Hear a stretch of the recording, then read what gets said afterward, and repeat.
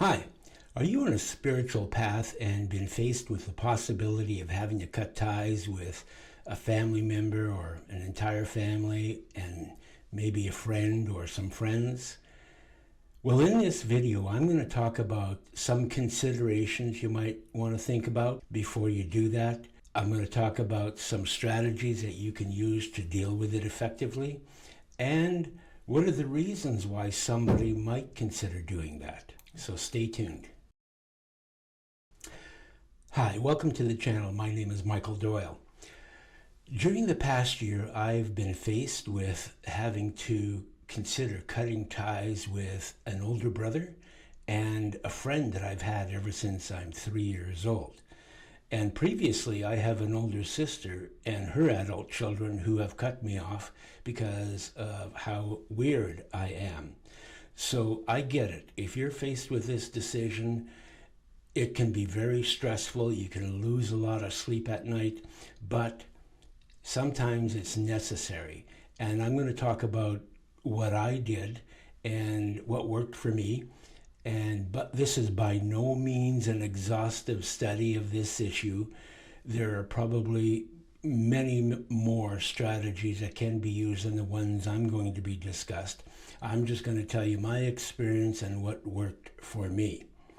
Now, to give you a little bit of background, the most recent situation was one with the friend that I've known all my life. Over the past 20 years or so, when I started to see that they were more into religion and the Bible, I started to pull back and not share much about my personal interests in metaphysics and spirituality. Him and his wife live out of town, so I don't get to see them that often. We mainly talk on the phone or through Skype or Zoom. About a year ago, I had a profound upshift.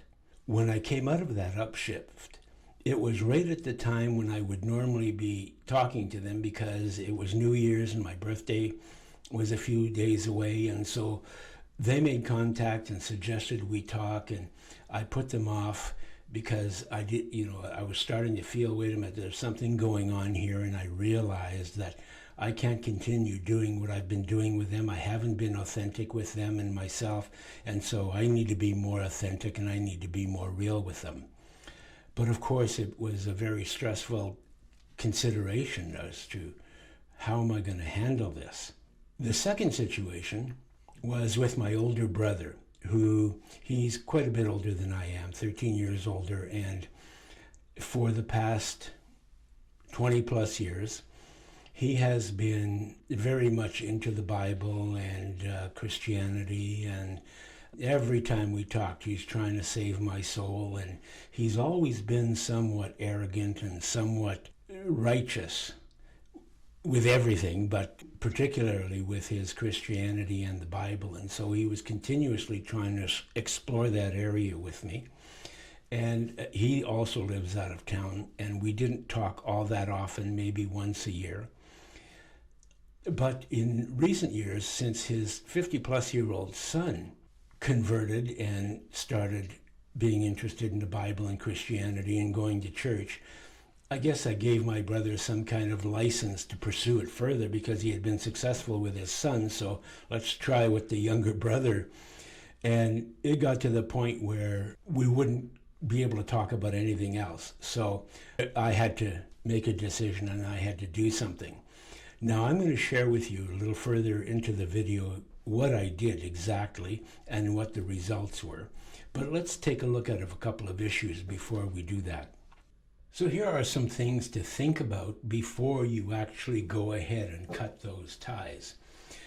Doing so is a significant and difficult decision.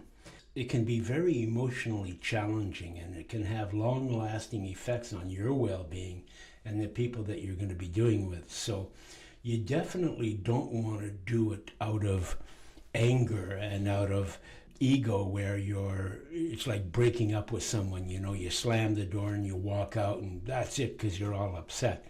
That's not the kind of energy that you want to go into it with, because we're talking here about friends who may have been there for you for a long time, and we're talking about family members who've been there all your life. So think about some of these things. Reflect on the reasons why you want to do it. Is this a temporary situation, do you think?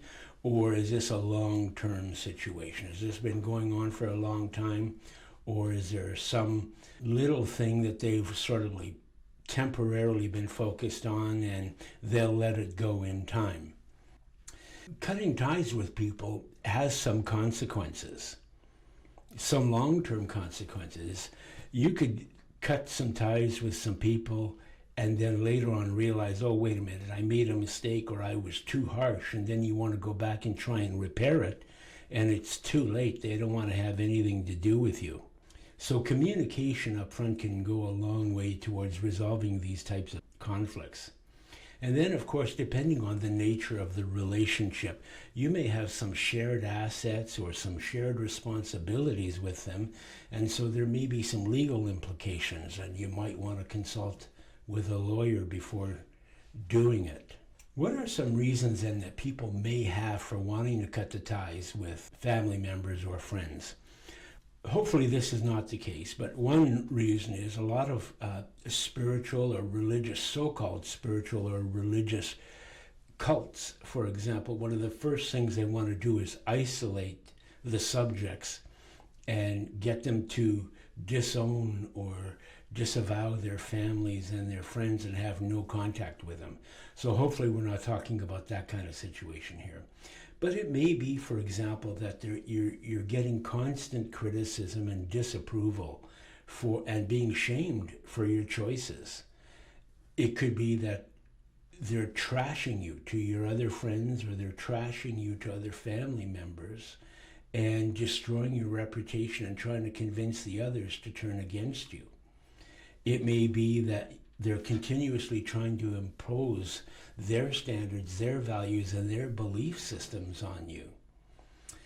And it could be that maybe the relationship has been toxic for a long time and you've gone to therapy, and the therapist may have told you that it would be a good idea for you to temporarily or permanently sever contact with people. But in any case, the first thing that I would recommend is that you communicate your feelings in a clear manner to the people.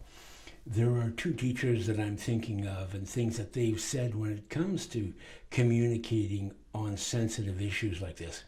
One is Eckhart Tolle, who he was responding to somebody, giving some advice to somebody, and they were asking, how do I go about this, or how do I tell somebody I don't want to do this? And his response was, give them a high quality no. And what he meant by that was, be assertive and speak your truth, but take the ego out of it. Just come from your truth, communicate your truth. The other teacher used to say, when going into having sensitive discussions with someone, is to be grounded, skillful, and honest. Grounded, of course, setting your intention before going into that discussion of being calm and being able to listen to their point of view and basically getting clear about how you want this thing to go. And skillful is, if you have studied any communication skills at all, certainly to be applying those. And honest is, don't lie or don't smooth things over, just say exactly what it is that you have to say. Another consideration when it comes to communication is, how long are you going to communicate before you have to make some kind of final decision? Sometimes this can go on for years between family members or friends, and it's taxing and it's stressful and it depletes your energy. So you kind of have to decide, okay, this is long enough. Obviously this isn't going to change. They're not going to respect me or my views. So I've got to do something now. The strategy that I used is setting boundaries. So if the relationship becomes toxic or harmful in some way, it may be necessary to set some clear boundaries. That could be anything from how often you're going to talk to someone, to you're never going to see them again, to establishing what kind of communication would be acceptable to you. It can be anything as long as it honors yourself and self-respect. Sometimes healthy boundaries, just being able to say what your boundaries are and what you will put up with and what you won't put up with, is enough in and of itself to make a difference. And that was my experience. I'm going to share with you what happened in both situations, and I'm actually going to refer to some dialogue that was written between my friend and I to give you an example of what I'm talking about when it comes to a high quality no, or being grounded, skillful, and honest. So in the first situation, it's my older brother, right? And as I said, we talk on the phone maybe once a year and maybe email during the year a couple of times, and he lives quite far away, so it's not that kind of everyday close relationship. But every time that we did talk, he was always trying to save my soul, always trying to, and I'd gently always try and steer the conversation away and tell him that I was happy for him, that he found religion and Jesus Christ, and I respect his decision. But it would just continue. He would never, ever stop. So finally, I had to say, after one particular time when he got a little too personal, he wanted me to lay out for him exactly, so what is your spiritual path and what is it that you believe? And I've always tried to hold that back because I could tell that was never going to fly with him, right? I said, look, I respect your decision and the choice that you have made in terms of your spiritual path. And I know that you fervently believe in it, and that it's been my experience that Christians seem to feel that it's their duty or responsibility to try and save the souls of those who don't believe or have not accepted Jesus Christ as their Lord and Savior. But I want you to know that I am on a spiritual path. It's not as if I'm lost and don't have a spiritual path. I do have one. Now, it is different than yours, and it's not based on the Bible, but I believe in it just as much as you believe in your spiritual path. And I'm just as dedicated to it as you are to yours. I would like us to respect each other's choices and let it go at that. Let's not keep rehashing this. And if we can't, I'm afraid we're going to have to go our separate ways. Now, the good news is he heard me and he stopped. And from that time on, we would talk about other things. And our relationship has gotten to be the best it's been in decades. So much so that a few months ago, he even told me that he loved me. And that was the first time in my life he had ever done that. So in that case, it shows how just being clearly communicating and setting boundaries that, look, I'm not changing, and I'd like you to stop. And if you can't, then I'm afraid we're going to have to go our separate ways. Now, with the friend, because this is so recent and it was done a lot through email, I'm going to share with you what we talked about, text and email. After having very little contact for about a year, because I had gone through that upshift, I knew that I couldn't be the way I had been with him for 20 or 30 some odd years, and that I had to be more authentic. I thought that it would have to take place in person, and that would be down the road because he lives in another province.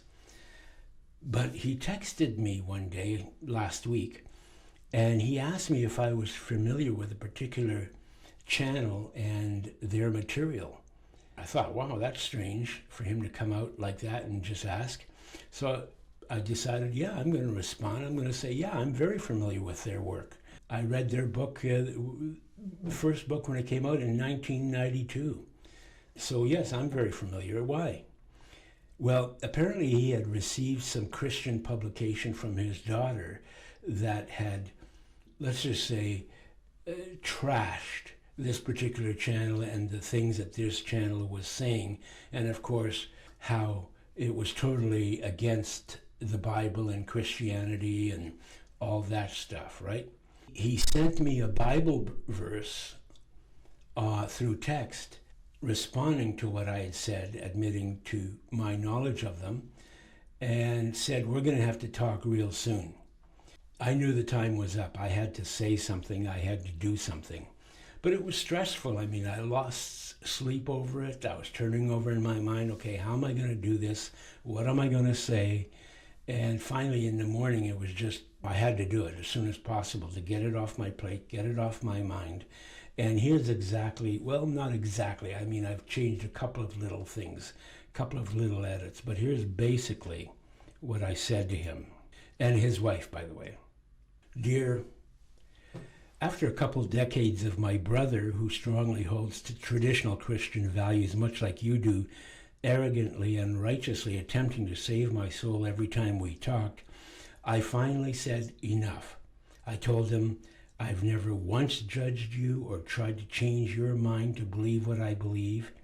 It seems Christianity teaches that it is a Christian's responsibility to save the souls of those who don't believe as they do. My spiritual beliefs teach tolerance and acceptance of all, no matter what their spiritual beliefs, as there's a purpose in God's or Source's plan for why people go through life believing what they do. I can accept you just as you are, and I hope you can do the same for me. If you can't, we will have to go our separate ways. He heard me and he stopped. We now talk about other things, and our relationship is the best in decades. So much so that a few months ago he told me that he loved me for the first time in my life. My wish is that this can happen to us too. So keeping in mind, this is an email to my friend. A little over a year ago, I told you that I would no longer hide who I was and that I would be more authentic with you. So yes, I'm very much into the teachings of this unnamed channel and many others, and have been for a very long time. I've now turned my attention to teaching some of the most important principles and concepts that I've learned from them, which have profoundly influenced my life. Although the Bible is not a reference I consult at all for several reasons, I have a healthy admiration and respect for Jesus Christ, but he's a very different Jesus Christ than what Christianity teaches. He's the author of A Course in Miracles, which I read daily. Now that is my truth. As with my brother, I will never try to influence your thinking and beliefs unless you open that door first. I will love you and accept you exactly as you are. From my perspective, we will agree to disagree on spiritual beliefs, much like we would disagree about what hockey team to follow. I would appreciate it if you would not send me any more Bible quotes or view me as a lost soul that needs to be saved. I ask that you love and accept me as I am, knowing what you now know. I will understand if your Christian values won't allow you to do that. It would sadden me and I would be very disappointed, but we must go our separate ways if you can't. Of course, after sending that, there was some stress and anxiety as to what the response is going to be. Here I was going to lose a friend that I've had since I'm 3 years old. It could have gone in that direction. But to his credit, here's his response. Bless you, my brother. No need to go our separate ways. I love you just as I always have and will respect your choice of faith. Not sure what your brother's Christian values are, but we're taught by Jesus, our Savior, to love all just as he does. Your friendship has always been valued, and I will continue to love you without any conditions. Looking forward to getting together someday soon. Go Leafs, go. I'm emotional just thinking about it. So as you can see, in both cases, this was the best possible outcome that I could have imagined. And I'm confident that it turned out this way because of that high quality no component to it, where I took the ego out of it. I was clear and assertive in my communication, and I was clear that I wasn't going to be changing. and that if they could not accept me as I was, we were going to have to go our separate ways.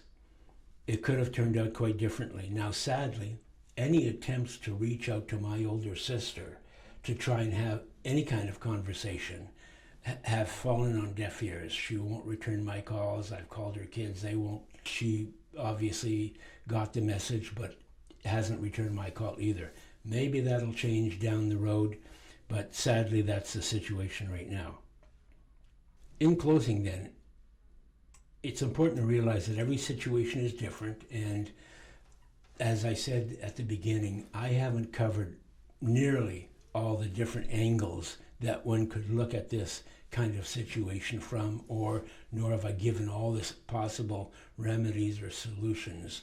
There are obviously many, many more. Whatever you decide to do, it's advisable to approach it with careful consideration, and if need be, talk to a counselor or a coach or a friend who does understand your point of view before going ahead and doing this. If you got value out of this video, I'd appreciate it if you give it a thumbs up. Consider subscribing to the channel, and if you do, hit the notification bell so you're notified of when I post new videos. Thanks very much for watching. Bye for now.